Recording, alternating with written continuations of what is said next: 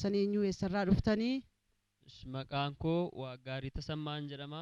Kanan jiraadhu magaalaa Naqamtee ganda Duwwaa lama keessaan dhufe. Oolmaa Waaqayyoo naaf godhe dhugaa ba'uuf nas ba'e jechuudha. Oolmaa Waaqayyoo naa godhe kunis oolmaa gurguddaadha. Oolmaa haati naan goonee, abbaan naan goonee, firri naan goonee, obboleessa obboleettiin kan naan goonedha jechuudha. Kunis maal ture bara 2012 gara dhumaa keessa Waaqayyo kennaa jaalalaa irratti kadhannaa keessatti akkas jedhee dubbata ture. Balbala namoota baay'ee durattin eebba guddaa argaa. Eebba guddaa. Eebbi kunis eebba eenyuyyuu hin qabne, kan eenyuyyuu hin arganne, eebba kana namoonni as keessa jiran, namoonni kadhannaa kana keessa jiran in argatu. Eebba kana immoo kan amane in argata. Kan amantii guutuudhaan fudhate in argata jedhu turan. Innis maal ture? Eebbi kunis balbala namootaa kana duratti hin argamu. Kunis akkas jedhu turan.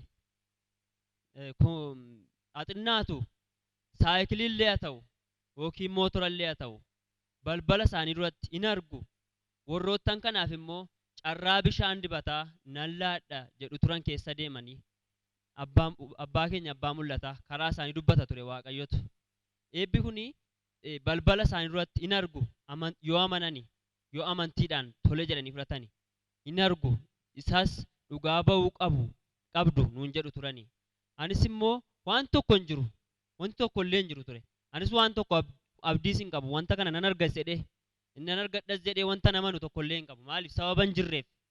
Waaqayyo garuu dubbatee sa'aatii dubbate sanatti anis immoo ishedeen fudhadhe. Carraan bishaan dibataa gara koo ga'e. Anaafis Waaqayyo akkas naaf godhe. Karaan beekamneen, karaa hin yaadamneen, ani hin beeku, hin yaadnes hin qabus, bakkeedhaas firas hin qabu, obboleessas hin qabu, obboleettis hin qabu. Garuu inni yaadee raawwatee mootorsaayikilii Waaqayyo karaa hin yaadamneen, karaa hin beekamneen fidee harka koo galche. Ituun sobin, ituun hanguwoomsin, Dubbachuu Waaqayyoon kun si ta'e? Dubbachuu Waaqayyoodhaan.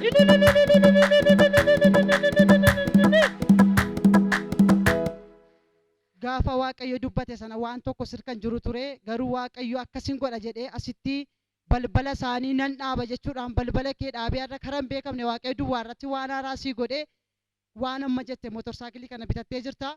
Eeyyee mootorsaayikilii kana karaan hin beekne dhugaadhaan waan tokkos hin qabu. Waan tokko wantan ittiin gurguree saayikilii miti, waan tokko mootorsaayikilii saayikilii wanta ittiin bitadhu hin qabu. Dhugaadha Waaqayyoof. Waaqni kun garuu dubbatee yeroo isaa eegee, saayitii isaa eegee, karaa abbaa keenya abbaa mul'ataa gisee dubbate kana an dhugaadhaan keessa jira dheeyyaan.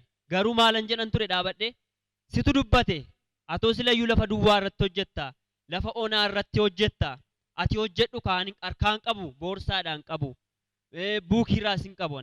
As buukii caalu, boorsaa caalu siinan qaba waan ta'eef carraa kana yaa Waaqayyo gooftaa na bukkee hin dabarsin hin jedhan ture dhaabadhe. Nan kadhadhan ture. Garuu inni hin sobne, inni nama hin sossomne, inni nama hin gowwoomsine, inni karaa nama hin ilaalchisne. Waaqni kun dubbatee yeroo isaa eegee, saayitii isaa eegee, Waaqayyo karaa hin beekamneen, karaa hin yaadamneen fidee harka koo galchee amma ittiin hojjechaa jira. Isa kana immoo guddaa godhaati guddisaati. Waaqa sobne kana, Waaqa nama sossomne kana galateeffadhaa.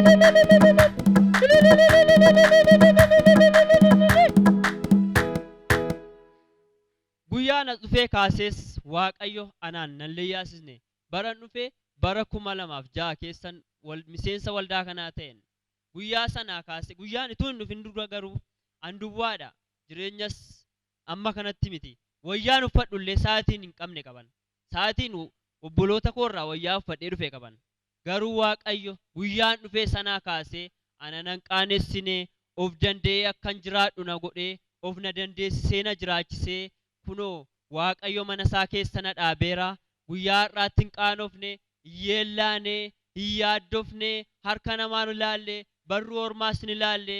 Waaqayyo na gargaaree na jiraachisee, mana isaa keessa na kaa'ee guyyaa har'aatiin na ga'eera. Isa kanas guddaa godhaa Waaqayyoon naa galateeffadhaa.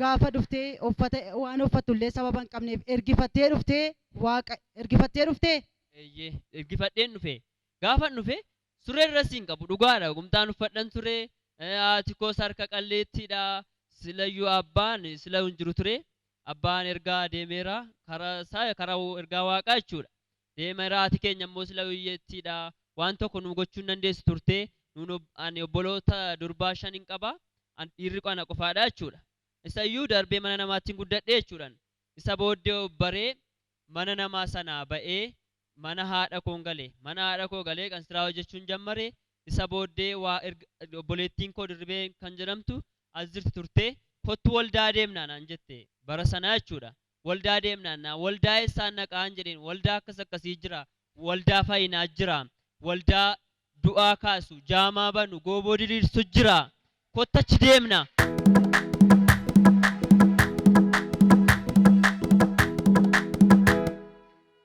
Iyyummaan keenya kunis nurraa ka'a akkam iyyoomne kanatti nafnu naan jetti turte ishin jedhe anis surree boloota koorraa ergifadhee shamisiis akkasuma ergifadhee nan dhufan ture gaafan dhufu waan addaa natti ta'e waldaa dhaqeera waldaa dhaqaan ture garuu adda natti ta'e waan bakka waan argeen beenneen arge fayyinni ta'u asitti adda waldaa dhaqeera garuu fayyinan arginen garuu as ga'ee waan haaraan arge waldaa kanaa bahuun qabuun jedhe waldaa kanaa bahuun qaba asumatti miseensa ta'uun qaba jedheen miseensa guutuu ta'ee achiitii of danda'utti hin ka'e bakka wayyaan ergifadhu ofii koo bitachuutti hin ka'e hojjedhe caammaa mataa isaa ofii koo bitachuutti hin ka'e hunduma isaa of danda'ee jiraachuutti hin ka'e asumatti nafee waaqayyo na gargaaree abbaa naaf ta'ee haadha naaf ta'ee qabeenya gaarii naaf ta'ee na jiraachisee amma immoo kun iddoo kanaan na ga'ee na gargaaree jira naa galateeffannaa.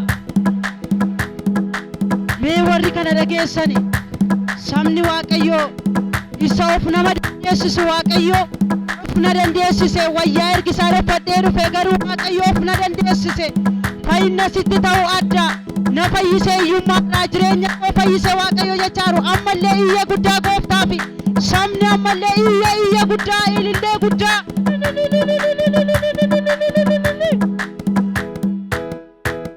na ammas dabalee fuula waaqayyoo haarsaa waaqayyoo dura harka duwwaan dhaabbadhu jedhee birrii 1,500 immoo jaarsa waaqayyoof hin ta'a jedhee oolmaa waaqayyo naaf godhe naaf madaalaan miti.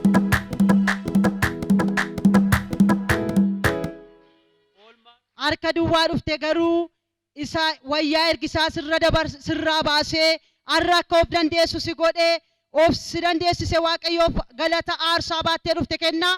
eeyyee galata aarsaa hojii saninaaf godheen gita miti hanga tokko harka duwwaa aarsaa isaa duran dhaabadhu jedhee madaalii isaa miti axinqaatuyyuu jedhee birrii 1,500 qabadhee dhufeera ijaarsa mana waaqayyoof hin ta'a jedhee fidadhee dhufeera isa kanas waaqayyoon naa galateeffadha.